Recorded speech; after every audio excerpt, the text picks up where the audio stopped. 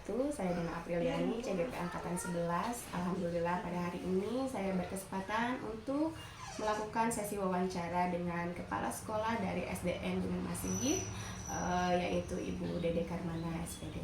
Selamat sore Ibu. Selamat sore. Iya, Ibu, apakah saya mengganggu waktu Ibu? Tidak, insya Allah masih ada waktu yang senggang. Iya, baik Ibu. Hari ini kita akan melaksanakan sesi wawancara tentang pengambilan keputusan berbasis nilai kebajikan ya Ibu. Ya. Dan mungkin akan nanti ada beberapa pertanyaan yang akan saya tanyakan untuk menggali informasi lebih dalam terkait dengan pengambilan keputusan. Baik Ibu, pertanyaan yang pertama, ketika Ibu menjabat sebagai kepala sekolah, tentunya Ibu memiliki masalah-masalah yang terjadi di sekolah. Nah, selama ini yang ingin saya tanyakan, bagaimana Ibu dapat mengidentifikasi kasus-kasus yang merupakan dilema etika yang terjadi pada sekolah Ibu? Silakan Ibu. Setiap ada organisasi yang melibatkan berbagai pihak, Ya. tentu saja akan terjadi suatu saat ada konflik-konflik, baik itu konflik etika ataupun konflik lainnya. Untuk itu maka saya sebagai kepala sekolah wajib memiliki cara-cara atau kebijakan-kebijakan yang keputusan-keputusan yang harus diambil supaya tidak ada dampak negatifnya. Jadi yang pertama adalah harus memperhatikan dulu apa konfliknya yang terjadi. Setelah itu kita mendengarkan keluhan-keluhan akan konflik tersebut. Kemudian menganalisis apakah dari konflik tersebut sehingga kita dalam mengambil keputusannya itu tepat, itu tidak salah sasaran. Kemudian kita menggunakan kebijakan sebagai kebijakan sekolah sebagai panduan dalam mengambil keputusan. Kemudian mengamati dampak dari keputusan itu, baik itu dampaknya positif maupun dampaknya negatif yang nantinya akan menjadi pertimbangan untuk keputusan yang selanjutnya. Kemudian melakukan refleksi dan evaluasi. Jadi setiap kita mengambil keputusan itu harus kita refleksikan dulu, kemudian dievaluasi apakah keputusan kita itu tepat ataupun tidak. Nah, mungkin itu yang dapat saya kemukakan yang biasanya dilakukan ketika terjadi konflik di organisasi atau di satuan pendidikan kami. Iya, cukup tajam sekali ya Ibu cara mengidentifikasi Ibu dalam kasus-kasus atau masalah-masalah yang terjadi di sekolah Ibu. Nah, berikutnya Ibu, selama ini kan ketika Ibu mengambil keputusan, kemudian Ibu menjalankan pengambilan keputusan itu dari berbagai masalah gitu.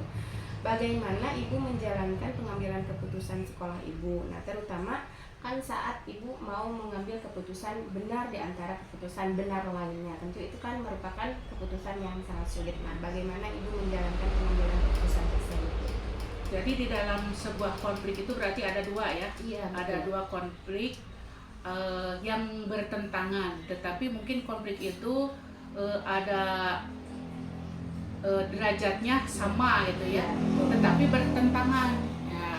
Kemudian langkah yang diambil yaitu pertama memahami memahami konflik tersebut, kemudian apa tujuannya, tujuan dari pertanyaan itu apa gitu ya, tujuannya yang membuat bisa kita mengerti arahnya. Kemudian menganalisis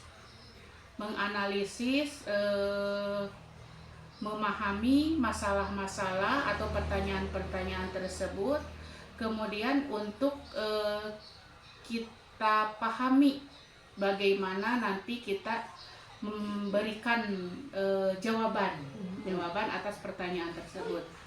Kemudian menyusun jawabannya yang tepat, kemudian dan mudah dipahami. Kemudian memberikan hasil yang ditanyakan, artinya memberikan respon. Hmm. Apakah respon itu jawabannya itu sesuai dengan pertanyaan. Kadang-kadang kan ada pertanyaan apa, jawabannya apa, itu tidak sesuai. Kemudian ada interaksi yang berkelanjutan. Jadi apabila ada pertanyaan atau jawaban yang tidak terarah itu ya, ada bagaimana cara memperbaikinya dari jawaban tersebut agar sesuai dengan pertanyaan yang diminta. Baik. Nah, itu. Iya, Ibu. Terima kasih sudah jelas sekali ya Bu menjawab pertanyaan saya yang kedua. Nah, ketika Ibu mengambil keputusan, tadi sudah disebutkan dengan panjang lebar bahwa pengambilan keputusan yang Ibu lakukan itu seperti yang tadi sudah dijelaskan. Nah, kemudian langkah-langkah konkret seperti apa yang biasa Ibu lakukan ketika Ibu mengambil sebuah keputusan gitu. Langkah-langkahnya ya. Jadi langkah-langkah yang pertama itu tentu saja mengidentifikasi. Iya. Jadi sebelum kita mengambil keputusan itu identifikasi dulu apa masalahnya, apa konflik etika yang terjadinya. Identifikasi secara menyeluruh supaya kalau kita nanti mengambil keputusan tidak salah. Kemudian kumpulkan faktanya. Faktanya dari konflik yang satu apa saja faktanya, kemudian konflik yang keduanya faktanya apa, supaya ketika kita mengambil keputusan itu ini faktanya loh. Nah seperti itu, jadi kita tidak salah ya dalam mengambil keputusan. Kemudian kepala sekolah juga bisa mengidentifikasi pihak yang dari pihak lain yang berhubungan, misalnya dari siswa atau dari guru atau dari orang tua yang terlibat di dalam konflik etika tersebut atau yang mengetahui itu setidaknya. Kemudian setelah itu menganalisis, kemudian yang tadi mengidentifikasi, kemudian yang terpenting adalah menganalisisnya, apa dampaknya dari konflik etika tersebut, kita analisis secara menyeluruh. Kemudian setelah dianalisis kemudian dievaluasi. Nah setelah dievaluasi kita baru mengambil tindakan apa yang terbaik sehingga kedua pihak yang berkonflik terhadap etika tersebut dua-duanya merasa tidak dirugikan, Berdampak positif. ya berdampak positif. Kemudian mengimplementasikannya dari kasus-kasus atau konflik-konflik tersebut kita implementasikan setelah dianalisis, kemudian ditindaklanjuti, kemudian diimplementasikan. Setelah diimplementasikan, kemudian kita refleksi dan evaluasi. Jadi setiap kegiatan apapun atau kebijakan apapun di sekolah, refleksi dan evaluasi itu sangat penting. Sehingga ketika kita mau mengambil kebijakan untuk selanjutnya atau keputusan untuk yang akan datang, sasarannya tepat. Gitu. Kemudian setelah kita mengevaluasinya, tentu saja kita akan mendapatkan hasil yang terbaik dari apapun keputusan kita. Itu ya Bu, langkah-langkah itu tuh sangat terpapar dengan baik sekali ya Bu, berdasarkan hasil pengalaman Ibu selama ini ya Bu ya, menjadi pengalaman yang dilakukan karena memang di sekolah itu tidak selamanya lurus, itu tidak ada masalah, tentu saja ada berbagai kepentingan, berbagai keinginan, ya jadi ada saja konflik di sekolah itu, mau sedikit maupun kecil maupun besar, tapi konflik tersebut harus cepat diselesaikan supaya tidak terjadi konflik yang lebih besar lagi. Iya, saya setuju sekali dengan apa yang Ibu ungkapkan.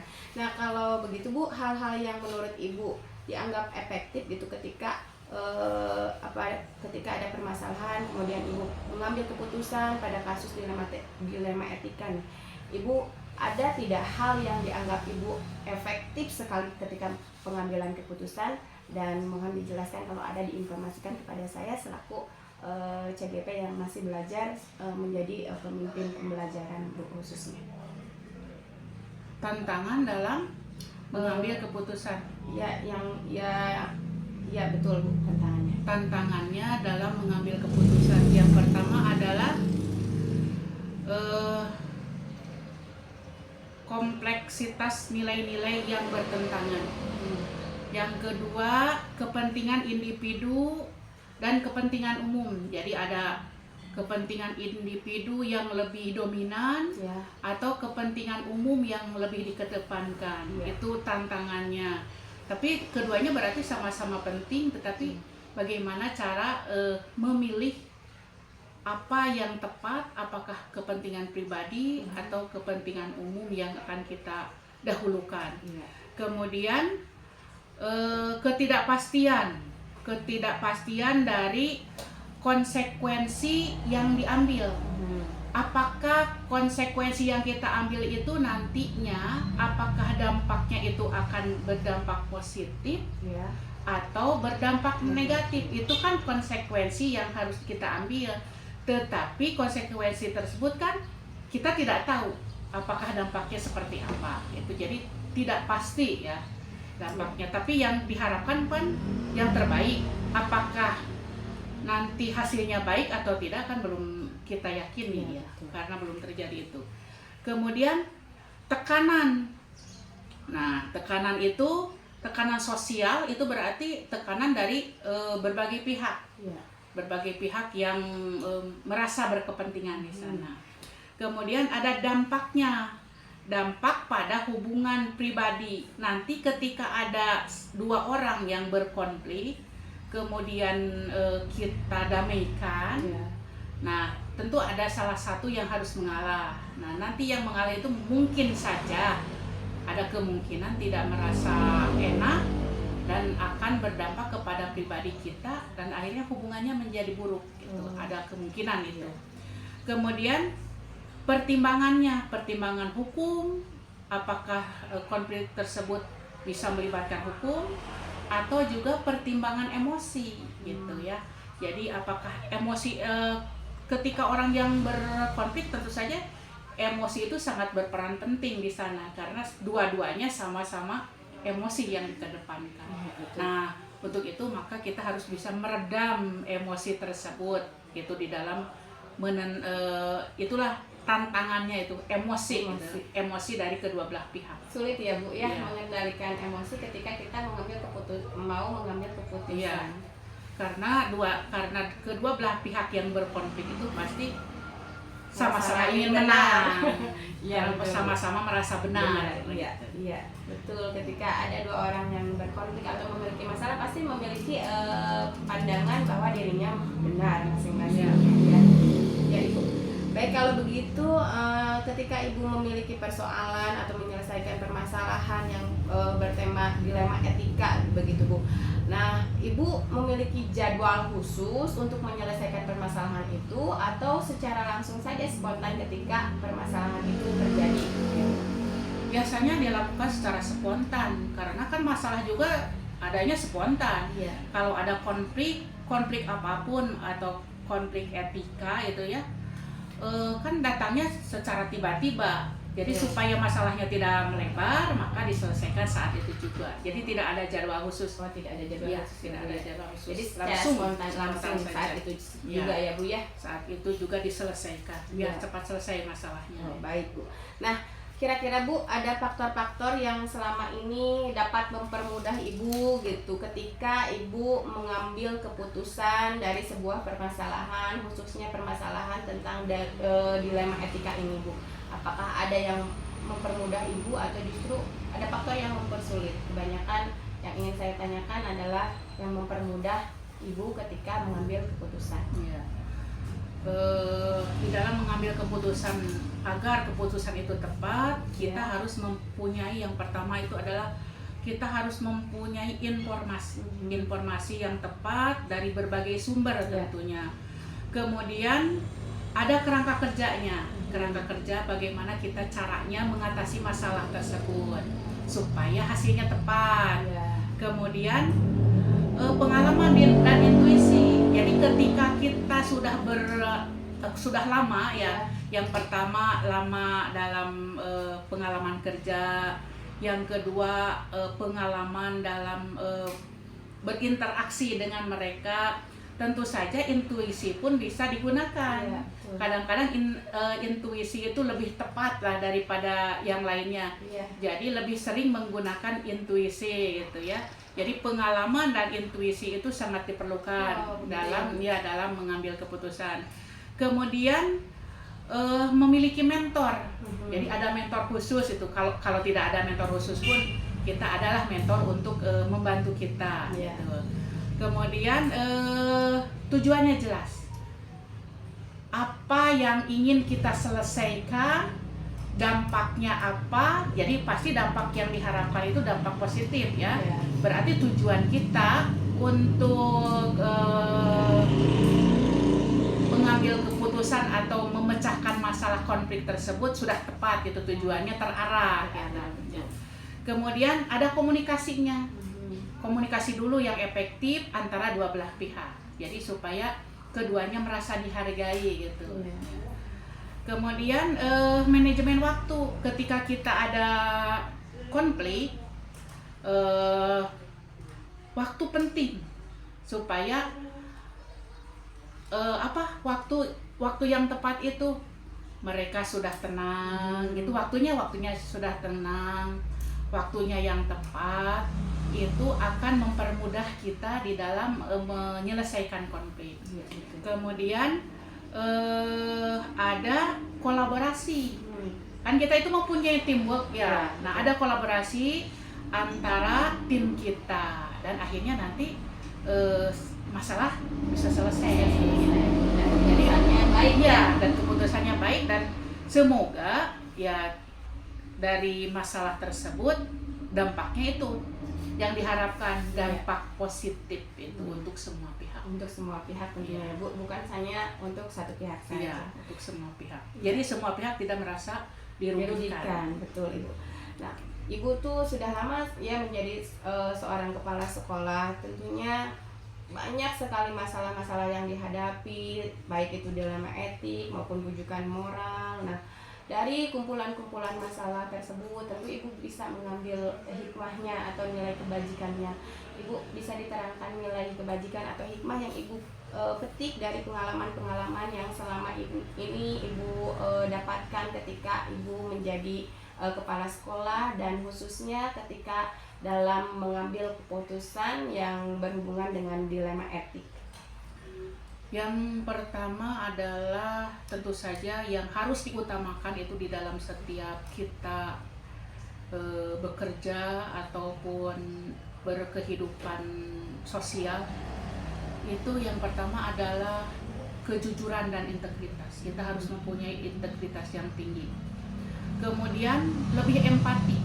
Bagaimana empati kita terhadap teman atau terhadap anak buah gitu ya, terhadap mitra kerja kita.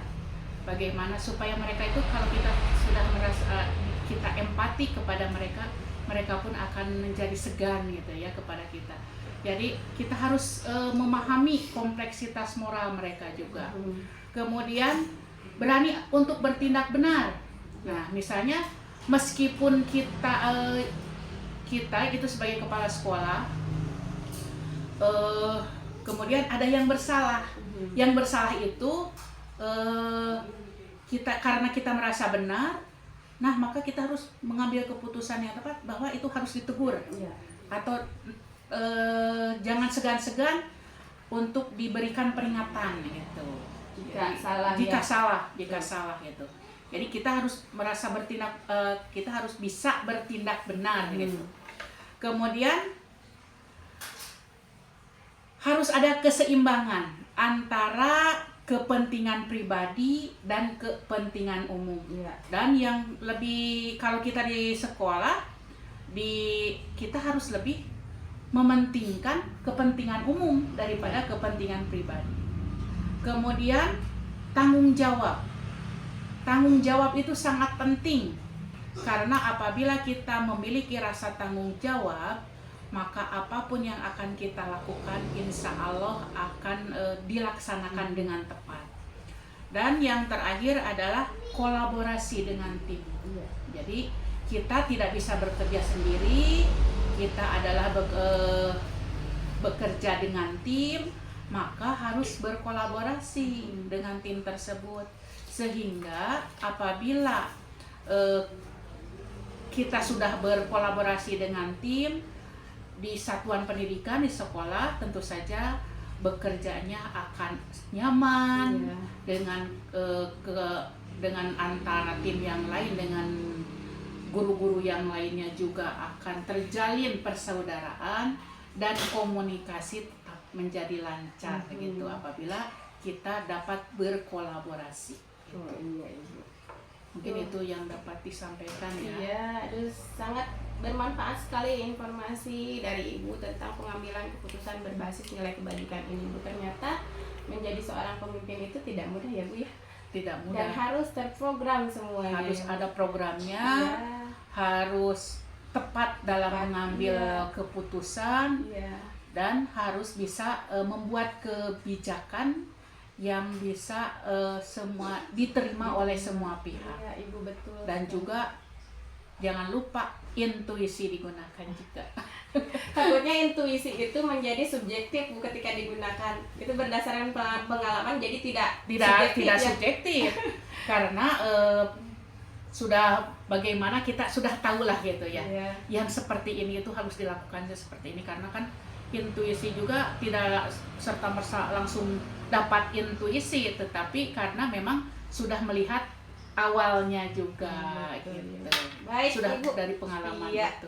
Terima kasih Ibu hari ini sudah mau direpotkan dengan wawancara dari saya. Ibu semoga tidak kapok apabila saya membutuhkan ilmu lagi, bantuan Ibu lagi untuk mentransfer informasi terkait dengan kepemimpinan Ibu. Mudah-mudahan jawaban saya tidak salah dan bisa diimplementasikan atau juga diaplikasikan apabila suatu saat Ibu menjadi pimpinan di sebuah organisasi sekolah gitu ya, atau pimpinan di SD atau di SMP.